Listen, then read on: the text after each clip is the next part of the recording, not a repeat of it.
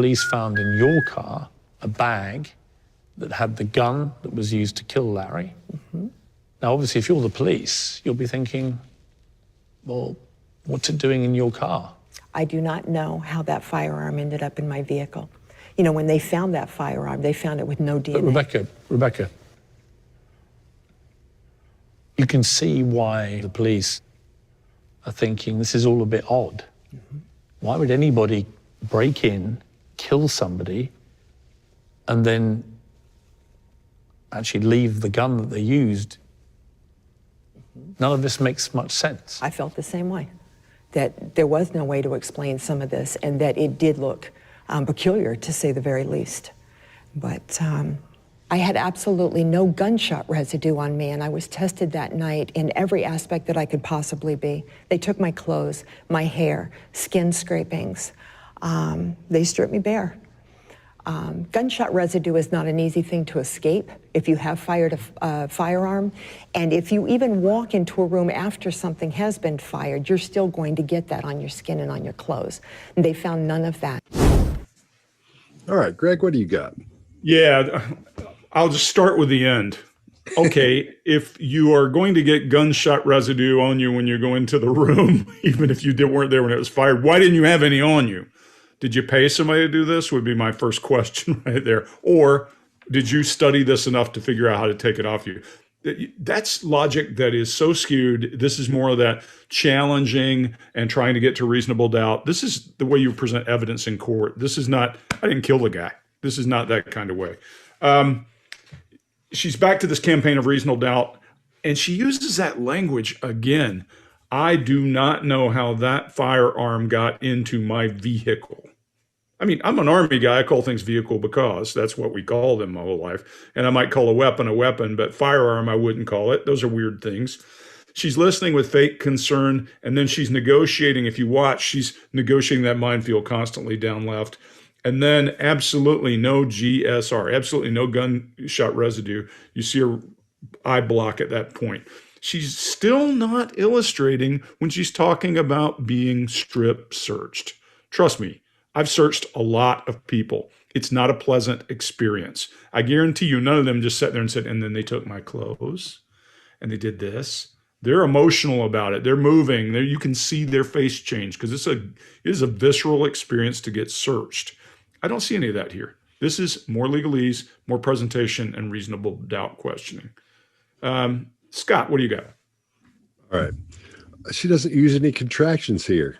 She's using the classic thing you teach, again, like Chase always goes with day one. The second thing they teach you is you listen for contractions. And when they don't contract, she says, where is it? I do not know where the gun came from. I do not know how that firearm ended up in my vehicle. Again, like you were saying, Greg, distancing yourself from it. She would say, I don't know how that got in there. Like Chase was saying, I don't know who put that in there. This is it's so bad. And then she says it looked peculiar, to say the least. You think that's peculiar? Yeah, that's no. You in this situation, you're gonna. It's such a mess. She can't get a hold of it. So the least you can say in this situation is listen. What I would say is, listen, man, somebody set me up. You got to help me. Get somebody in here. Help. Listen to me. Listen to me. Somebody set me. When somebody says they found this stuff in your car, somebody set me up. I didn't do it. She doesn't even go down that road. She doesn't even hint at that road. She doesn't say it wasn't me. I don't know what happened. I didn't do it. I'm telling you, there's none of that fast talking that even though it's years later, there's none of that says, I didn't do it. I need some help here. If anybody watching this can help me, please do whatever it is to help me get out of here. I've been set up. That's what you would hear from her in this situation. Then when she goes on to explain that there was no DNA or gunpowder residue, all that. And she says, when you walk into the room, you'll get the residue on you if you just walk in the room. That's true if you're standing there maybe, and you walk through it like those guys. What was the guy on Queer Eye of the Straight and the Straight Guy or whatever it was, where he'd spray and then walk through it. It's something like that when you get on your clothes. I have gone to the range and then gone to the airport. later that afternoon wearing the same shoes and the same pants that I wore at the range. Now, if you don't get gun residue on your shoes and your pants at a gun range, when everybody around you is shooting, something's up. And you don't get rid of it, because when I went to the airport, I got in that thing where you stand like this and they do the x-ray and they blow the wind through to make sure there are no explosive particles on you or anything. Nothing. I didn't think about it until I walked in there. I was like, oh no, I'm gonna be here all day. They're gonna pull me out of here and talk, and somebody I know is gonna show up and go, so what's going on, man? What are you doing? So remember that time you told me? Yeah, exactly. So I think I don't know where she's getting that information. Maybe they told her that before they gave her that test or whatever. And as the bait question, there would be any reason there would be any residue on your clothes or anything, because we're going to go through. And they probably didn't do that to her, just trying to scare her, as trying to get her to throw up that information for them. That's what I think is happening. And we don't see any illustrators here either. Nothing. She's being very guarded with what she's saying. She's sort of locked down as she's talking. The only thing we're seeing is mostly head movements. And again, we're seeing just a hint of that thing coming on, like Mark was talking about, that aggressive behavior where you get that head up, and the part that Chase is talking about when you're kind of like, hey man, let's do this. Some of that stuff we're starting to see, and it gets heavier as we go along, but she's starting to get into that as she starts getting in a little deeper into her. So that's what I got. Mark, what do you got? Yeah, so I concur with what we see there. The guns mentioned, you get lip lick, you get distancing, you get eye aversion around that. What I really love about this, because, now I'm starting to see a personality here, I'm getting a little bit worried. So now I want to know, how intelligent is this person? Because if they're intelligent, then, we're all in trouble. So, and I'm seeing some intelligence. Now, from my point of view, when I talk about intelligence, what I'm talking about is the ability to take something and manipulate it and turn it into something else. Intelligence isn't just like understanding the data, it's being able to take the data and turn it into something usable. She does this brilliantly with Piers here, where he goes, this makes no sense. What he's talking about when he says this makes no sense is he's saying your story makes no sense. The idea that you wouldn't have known this gun, it would just end up in your car, it makes no sense. She's brilliant. She says, yeah, exactly. It makes no sense. And then she starts to talk about it makes no sense that the gun would show up. Well, he's saying exactly the opposite of that. But what she's done is a simple repetition, play of words there.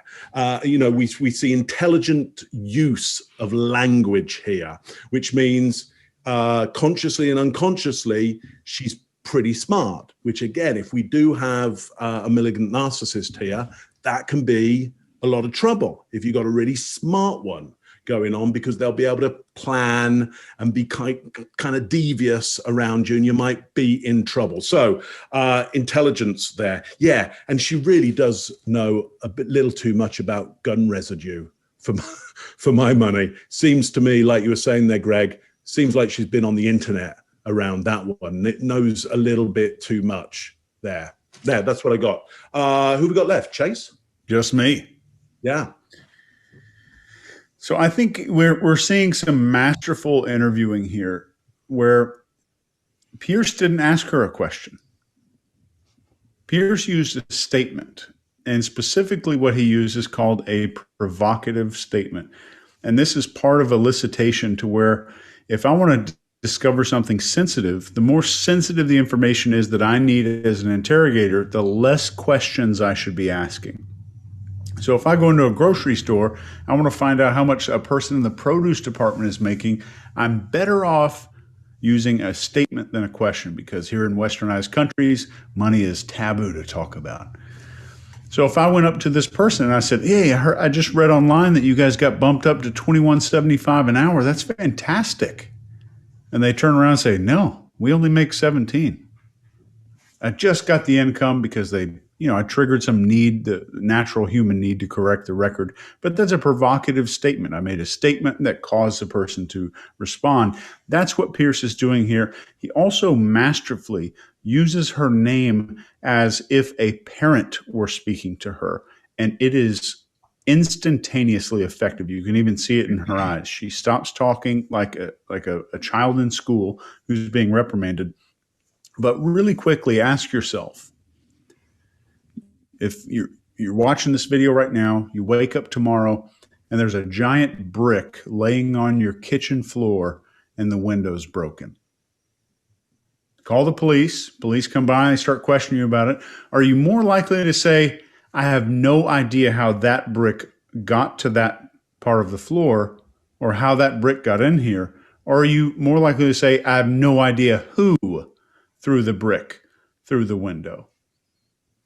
So we're more concerned if there's something that happened that doesn't make sense. We're concerned with who, not how. We know how. It was probably a human. There's not a raccoon going out there slinging bricks through the window. It's the who. We're concerned with the perpetrator. And we're going to see this again if someone you like is someone you're living with is hurt. We're concerned with who. We really, really want to know who. Secondarily, we want to know how. And again, I'm just going to hammer this really quick, 10 seconds. This is called a non-contracted denial. And you'll see it again in such statements as, I did not have sexual relations with that woman.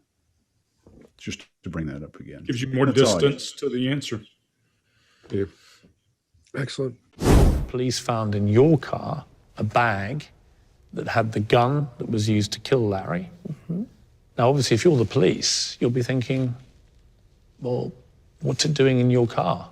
I do not know how that firearm ended up in my vehicle. You know, when they found that firearm, they found it with no DNA. But Rebecca, you can see why the police are thinking this is all a bit odd. Mm-hmm. Why would anybody break in, kill somebody, and then actually leave the gun that they used? None of this makes much sense. I felt the same way, that there was no way to explain some of this and that it did look peculiar, to say the very least. But I had absolutely no gunshot residue on me, and I was tested that night in every aspect that I could possibly be. They took my clothes, my hair, skin scrapings. They stripped me bare. Gunshot residue is not an easy thing to escape if you have fired a firearm. And if you even walk into a room after something has been fired, you're still going to get that on your skin and on your clothes. And they found none of that. If you like this video, get the full body language breakdown and analysis on our main channel by clicking this video right here.